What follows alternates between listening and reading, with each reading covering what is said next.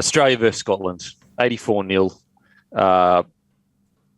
Look, I feel a bit sorry for DCE because not only did he play a tougher opponent, but also it was the first week they were together. And Australia didn't play poorly at all by any means, but only naturally are they going to be less cohesive.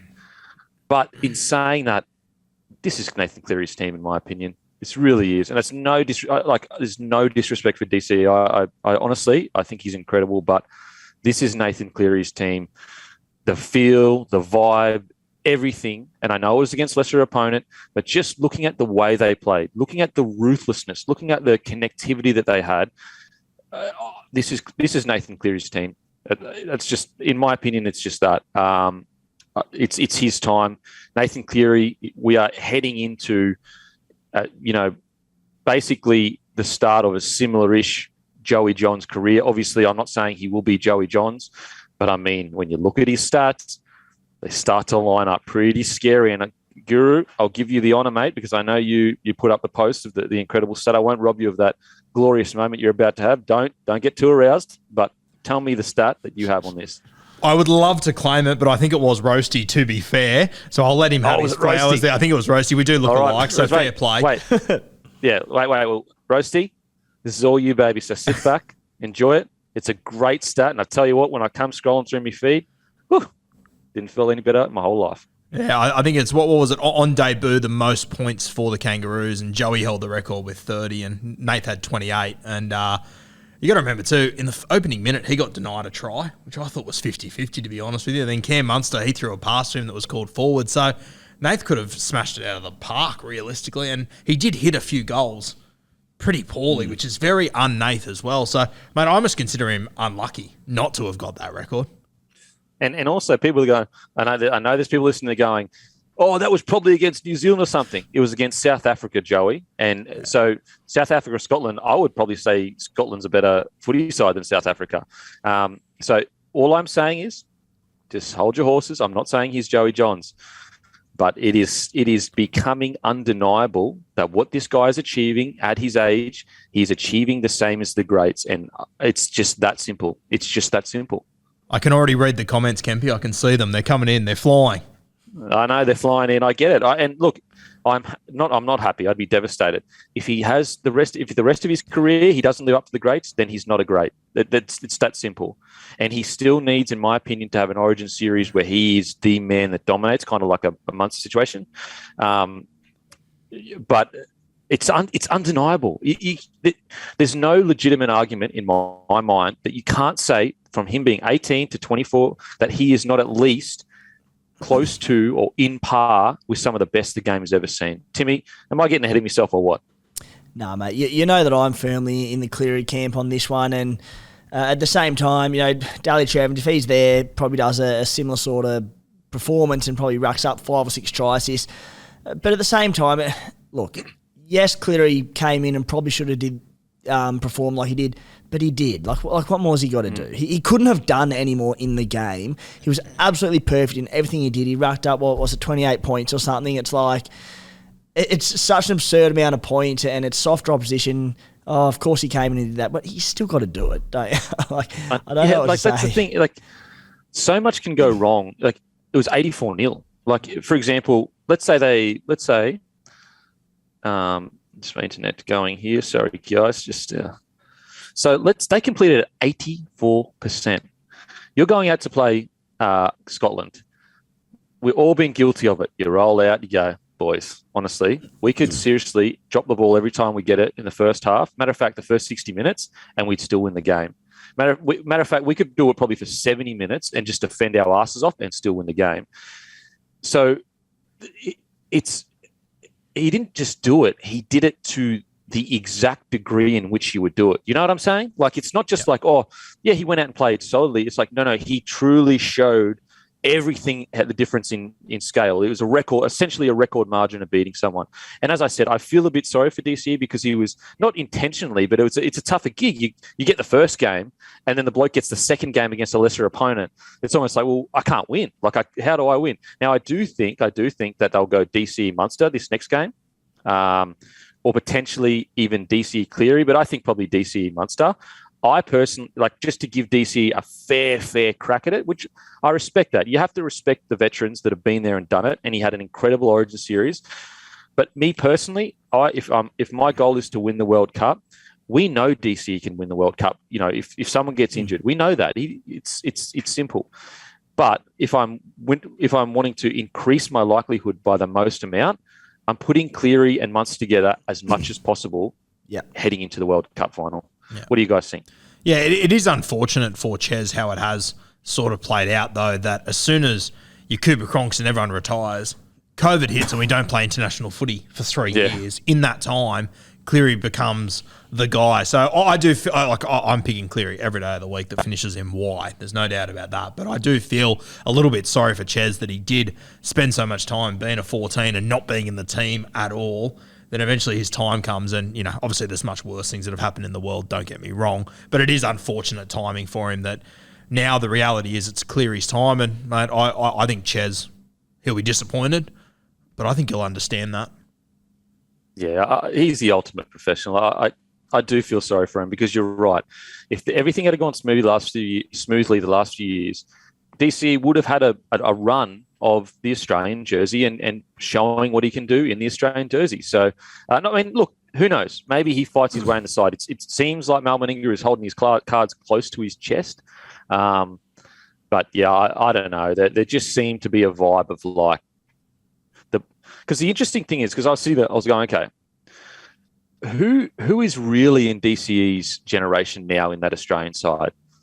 I'm trying to think, like, even RCG is a bit younger. Like that, there's not really guys that came through with him, if you know what I mean. They're all kind of, again, correct me if I'm wrong, Timmy or Guru, you can have a look at the team list, but I'm looking at it now, and I really feel like when you look at this list, a lot of these guys are Cleary generation guys to a degree. I know that some of them obviously around when DCE was it, but like the bulk, well, not the bulk, but a lot of their footy these players have played, Cleary has been the best 7 in the game, or at least for like a substantial enough time where even if they're playing against Cleary is considered the best in the game.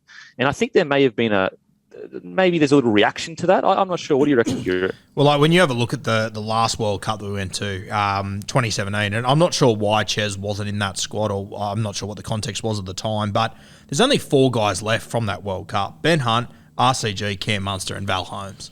That's it. So it definitely is a younger squad that is definitely more in the in the Nathan Cleary sort of generation. And, mate, it is what it is. Timing is what it is. Father Time remains undefeated. It's Nathan Cleary time. Yeah, it really is. It's also Bella Fox, Josh Addo-Carr. Now, we have to talk about it. When I saw those deadly Koori legs flying down there, there's no more beautiful sight. There's no more beautiful sight. And I'll tell you what, there's no more faster legs in the world than deadly Koori or Murray legs. I'm telling you that right now. Absolutely explosive. What about how beautiful it is? I was picturing Steve Renoff just gliding down the field as the Fox just swerving. Some of the stuff he has done this World Cup has been amazing. Superstar of our game. What a he has the persona. He's got the swagger. He's got the ability. He's got the mental toughness. He has everything you would want from a winger. Flashy, strong, fast. It is just a smart footy player. I almost underestimated how smart he is on a footy field. It feels unfair to say this because it's such a hindsight thing. I will say in all of our defences, we did say that Josh Addo-Carr should have been in the blue side. But if you ever needed confirmation that the Blues needed a guy like Fox in a squad, and this is no disrespect to any other winger, we sing the praises of Tupou and To'o, honestly, to the nth degree. You guys know that. But Josh Addo-Carr has to be in the blue squad next year. If this World Cup proved anything, it's that decision was probably the wrong thing. Am I being too hyperbolic here, or what? I agree with you, but I think it's going to be very interesting come Origin next year. If Suaalii kicks on the way we're anticipating he will, I reckon it is going to be close because you've got To'o who can play left or right. I wouldn't be surprised if they move him over to get Suaalii into the side. Brad Fittler has shown his cards. He had Suaalii in the squad this year. He's got him in the plans. I'm worried that Josh Addo-Carr, once again, timing, he could be very, very unlucky here. It's the energy though. It's the in-camp folklore stuff that you hear about in 10 to 20 years. That's what Fox brings on top of he breaks games open with incredible finishes. And so I agree with you in the sense that there will be an argument for Tupou and Suaalii to go because we all understand Fittler's thinking. Like, we all understand it, and it's reasonable thinking. The two best blokes, big blokes, to break the game open, running the ball back, To'o and Tupou were great in Origin. They really were. But what did we, like, in my opinion, and this is no disrespect, but as a Queenslander, like, I personally felt you just missed that energy. The energy just didn't seem to be there. Like, obviously there was energy. You don't understand what I'm saying. But that special magic energy that those rogues bring. And that's what Queensland had this year. They had a bunch of rogues that just, there was a bit of magic about what they were doing. And that's what Origin's all about. It's that magic. It's that rogue. It's that guy that he's a bit on the fringes. He's a bit on the edges, but he brings something a bit crazy. Joey Johns. Think of Joey Johns. And I agree with you, mate, but would it really shock anyone if Brad Fittler decides to leave that out again? Is anyone going to be surprised, realistically, knowing Freddie? I'll tell you what I can see happening. If we've got a slate of fit players and we're picking our best team, which there's no reason why at this stage we wouldn't, your centres are going to be Latrell Mitchell and Tom Trbojevic. Yep. You've got Brian To'o on one wing, James Tedesco at the back. Yardage becomes irrelevant because our yardage is going to be so unbelievable between that lot, so you can afford to pick Josh Addo-Carr there. This year when we didn't have Latrell and Tommy Turbo, maybe yardage with our centres was a little bit more of a question. If all those blokes are on deck, it's like just get the pure speed out there because we don't need yardage because good luck stopping the other 5-4. And I think Fox can do a lot come finals time of this World Cup. If he can show that him and Latrell are the best left edge combination in the world, that's going to take him a long way. Oh, seeing Latrell and Fox link up, it's beauty. It's beauty. You know what it felt like? Yeah. I felt like I was on my wedding day looking into my wife's eyes. That's what it felt like. She's a lucky girl. Please tell me she's staring at you from the other side, shaking her head. No, she's been staring at me this whole time, going, what the fuck are you doing? We're in Italy, and you're talking about rugby league, you piece of shit. You've been talking about rugby league all year long. But that's what I do for the people. That's what I do for the people. Is she sipping on one of Italy's finest Shiraz, surely? Yes, and she is, but her other fist is clenched. That Latrell, oh, fuck. Honestly, I'd put that up there with some of the best footy to look at that you can see. Tell me another combo that is more exciting. And as I'll grant you, there's been like other combos that have been as exciting for sure. But Latrell Mitchell and the Fox, come on now. Doesn't get much better than that. Whitehead and Bateman. Just linking up for speckies. How good was it with Josh Addo-Carr when, and obviously throughout this World Cup, it's been a theme that they're giving man of the match with about 2 or 3 minutes to go in the game. He got given man of the match and then he scored the try of the game. Unbelievable. Jackie Whiten, how good was he? And talk about a headache. Talk about a headache for that centre position. Campbell Graham, I thought he was really good too. I didn't think it was going to be this hard to pick the back line. I really didn't. I thought I was pretty confident in the way I would go. But I'm starting, like, for example, this is Matty Burton's stats. So on debut, a try and 2 try assists. Like 126 metres, a line break assist. 6 tackles, only 1 miss. So a great game in defence as well. We understand it's against Scotland, blah, blah, blah. But it still did it. It's on debut. Obviously, Campbell Graham, 3 tries. Jackie Whiten, 2 tries, 2 assists. Like, Jack Whiten, for me, sometimes I feel like I underestimate him. I don't know. Sometimes I just feel like because is he the best 6 in the game? Probably not. But is he Origin level? Yeah, he is. You know what I'm saying? Like, it's a bit. But then would you go, okay, well, is Jack White one of the best centers in the game? People would be like, oh, he wouldn't get named in it because maybe it's the Canberra thing. I don't know. But then you see him play in these positions. You saw him in Game 1 Origin, and you go, it's almost like it's not the specific position that he plays, but rather he is just an elite rugby league player that needs to be in squads, needs to be in sides, because he's so big, he's so strong, he's so explosive. What are your guys' thoughts on the back five? Like, what direction do you think they go? Well, personally, I think I've got Jack White locked into right centre. I think that's where I would have him. Right wing, though, between Val Holmes and Campbell Graham. Obviously, Val's played on the left all year, but he's been there and done it on so many occasions for the Kangaroos. But, mate, I was really impressed with Campbell Graham the other day, and it's against Scotland. I get it. I know that. But, mate, he's been playing tremendous footy for the last few years, Campbell Graham. We've spoken about it a lot. I thought his kick returns were fantastic the other day. He's a great centre, but mate, he might be more dangerous as a winger. I've always thought that he'll get his origin opportunity on the wing, and it wouldn't surprise me if they do end up going with Campbell Graham, which I think is very tough on Val Holmes. But Campbell Graham just being a right side player, that might be enough for him. Yeah, it's going to be interesting. I probably disagree in the sense I reckon they'll go with Holmes just because he's one of the best wingers actually in international footy. But I agree with you in the sense that Campbell Graham as a winger is a bloody good, like, his carries out of his own end are fucking so hectic. And he finishes really well. What do you reckon about the backline, Timmy? Yeah, look, I think they'll go with Val Holmes. In fact, I'm pretty confident they will, him and Addo-Carr as the wingers. But, boys, that was my big take from the Australia v Scotland game and getting off track a little bit from the international scene. But South Sydney, Origin, Clubland, whatever, Campbell Graham as a winger, like, he's made to be on the wing, isn't he? And it's not something that I'd really considered up until the weekend when they played him on the wing, but he's tall, like crossfield kicks, he's bomb defusals, he's safe as houses, he's got a phenomenal defensive read whether he's at centre or on the wing, he's brilliant for yardage. And when I mentioned earlier that I was getting to when players can be more effective on the wing than centre with Suaalii, Campbell Graham, like, is he a better winger?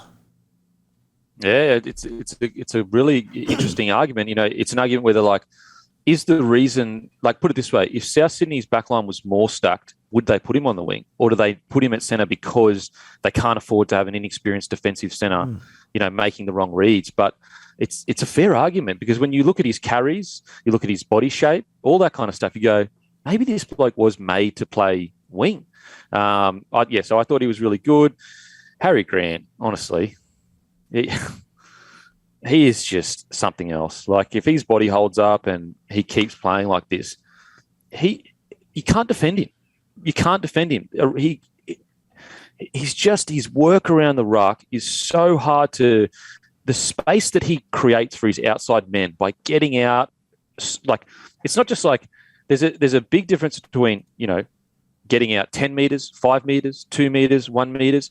But when you constantly mix it up, like one time, one set, he might just get out 2 metres. The next set, he'll get out 3 metres. The next set, he goes for a full dart. When you do that, it is impossible to defend because you don't know whether it's going to be just a quick get out and then just get rid of the ball, or whether it's going to be a full dummy half dart. And so you've got to stay honest. Then all of a sudden, because you've got Harry Grant keeping you honest in the middle, you can't slide out to the edges, and there's these massive gaps out in the edges. So I thought he was fantastic. Liam Martin, I thought, had a really good game as well. Benny Hunt came on and played well. So yeah, all in all, I thought really, really good performance by the Kangaroos. And yeah, we've spoken a little bit about the Scottish side, but just a tough night, really. Like, what else could you expect? I thought from Scotland, I thought their fullback was very good, Alex Walker. In a night where they got absolutely played off the park, I thought he came up with a couple of plays that, saved tries, and it didn't make a huge difference. But I thought he came up with some really good reads at fullback, collecting kicks and whatnot. I thought he was probably their best on ground. Yeah, I will say, just in regards to Australia, just quickly, we all know they've got superstars, and I still think their squad is a tick above everyone else standard-wise, just a tick. But I think the one thing that the Australian side has shown more and better than any other team currently, and maybe it's my Aussie bias coming through, it's their ruthlessness. They are more ruthless than any team currently. They only had to play the balls in their 20, and guess when it was? When Valentine Holmes dropped the ball off a kickoff after scoring a try. That is arguably one of the most ruthless games of rugby league anyone will ever watch. It was the 70th minute, and they were shooting up the line and jamming Scotland. And so I just haven't seen that type of ruthlessness from any other squad currently. And that's that. If there's one indication that these guys might be just on a whole nother level, it might be the ruthlessness that Australia is showing right now. Now, obviously, it's a long tournament, and we get all that. More information. They come out next week and they play like bastards. We go, okay, well, that ruthlessness is now to question. But right now, fucking hell.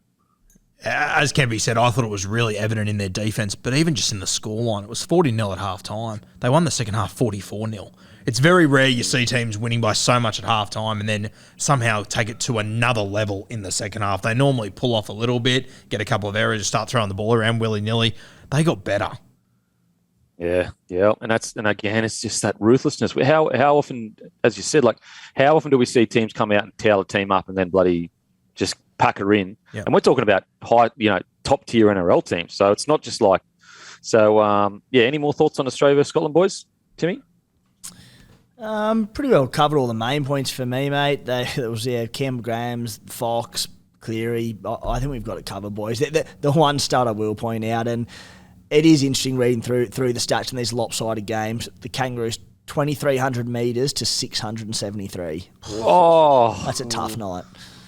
That's a tough night at the office, and that's like earlier we were talking about giving these blokes credit. Like that is a tough night at the office. Like if you thought you had a bad day at work, try be Scotland. Yeah. And for those that weren't up early to watch it, the Kangaroos kicked off. The ball was going to go dead if they left it or if they caught it 1 foot out. The poor Scottish bloke caught it, then put his foot over the dead ball line. Poor bastard. It couldn't have started worse for them. Yeah, absolutely. As I said, like earlier, like you got to respect the man in the arena. Very easy to put shit on a bloke that gets towed up. You have to. This is Rocky. I mean, this is Tyson versus bloody me, literally. Matter of fact, actually, you know what? It's better than that because I'll be worse. But respect to the Scottish boys. I really like what Ewan Aiken, Linnett played a bit of first grade. That's like the squad, and this is no disrespect. It's not even a Q Cup squad. Like it really isn't. Maybe a few of them could play Q Cup for sure, but it probably isn't. And it's, maybe if they got into systems, they could become a Q Cup side, but because they haven't played together, obviously it's not going to be standard that high. Anyway, now